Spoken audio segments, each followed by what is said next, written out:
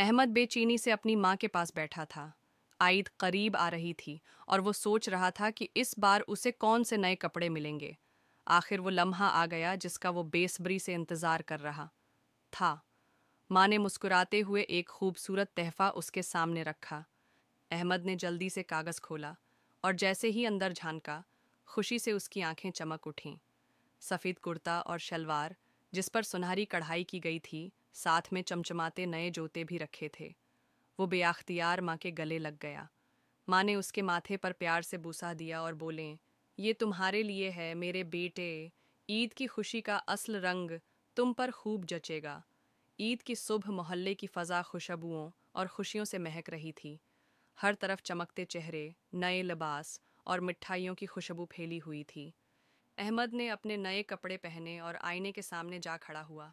उसने मोहब्बत से अपने सुनहरी कढ़ाई वाले कुर्ते को छुआ, फिर जौते पहने और खुशी से माँ को आवाज़ दी, माँ, देखो, मैं कैसा लग रहा हूँ।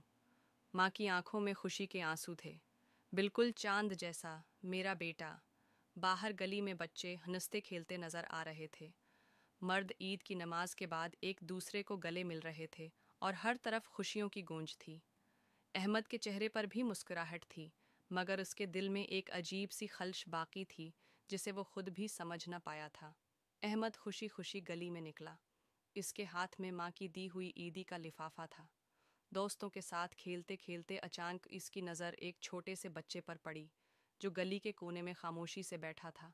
इसके कपड़े मेले और फटे हुए थे, पाँव नंगे थे और आंखों में एक अजीब सी हसरत थी। वो दूसरे बच्चों को खुशी से खेलता देख रहा था, मगर खुद बस खामोश था। अहमद रक गया। उसने जेब में हाथ डाला, ईदी का लफाफा निकाला और कुछ लम्हे सोचा। फिर आहिस्ता से आगे बढ़ा और बच्चे के सामने जाकर बैठ गया। ये लो, तुम्हारे लिए। अहमद ने मोहब्बत से पैसे उसके हाथ में रख दिए। बच्चे ने हैरत से उसे देखा, फिर आहिस्ता से पैसे पकड़े और अचानक उसके चेहरे पर एक मुस्कुराहट आ गई। उसकी आंखों में चमक थी, जैसे उसे यकीन न आ रहा हो कि किसी ने उसकी मदद की है। अहमद का दिल खुशी से भर गया। उसे लगा जैसे आज ईद वाकई मुकम्मल हो गई हो। घर वापस आकर अहमद ने माँ को सब कुछ बताया। इसकी आंखें खुशी से चमक रही थीं और वो परजोश था। माँ, मैंने अपनी ईदी इस बच्चे को दे दी जो गरीब था। वो बहुत खुश हो गया। माँ ने हैरत और फख्र से बेटे को देखा। इसकी आंखें नम थीं, मगर चेहरे पर मुस्कुराहट थी।